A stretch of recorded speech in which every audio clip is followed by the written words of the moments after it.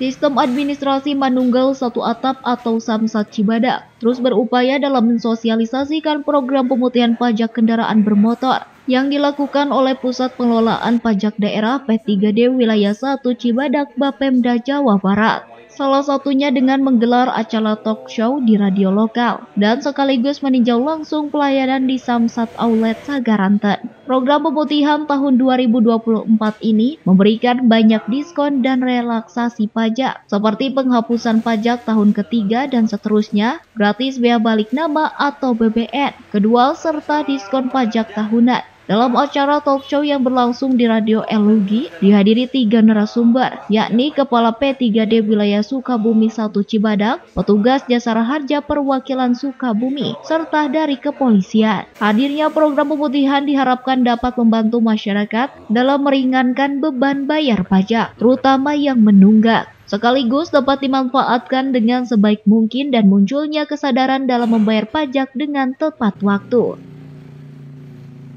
Sosialisasi pemutihan hari ini, Pak. Baik, terima kasih. Hari ini alhamdulillah kami dari Samsat Cibadak bersama mitra kepolisian dan Jasara Harja melakukan sosialisasi di Kecamatan Sagaranten secara on air di radio LUG ya. Alhamdulillah atas perhatian seluruh masyarakat Sagaranten dan sekitarnya kami ucapkan terima kasih. Semoga program pemutihan ini bisa memberikan keringanan bagi masyarakat untuk bisa membayar pajak dengan sebaik-baiknya tepat waktu. Sesungguhnya pajakmu adalah amal baikmu, pajakmu untuk Jawa Baratmu dan Sukabumi kita. Samsat Cibadak memiliki wilayah kerja yang meliputi 30 kecamatan dari 47 kecamatan di wilayah Kabupaten Sukabumi. Sementara program pemutihan pajak kendaraan bermotor tahun ini dimulai dari 1 Oktober hingga 30 November 2024 mendatang. Dari Sagaranten, Kabupaten Sukabumi, Tim Liputan MGS TV melaporkan.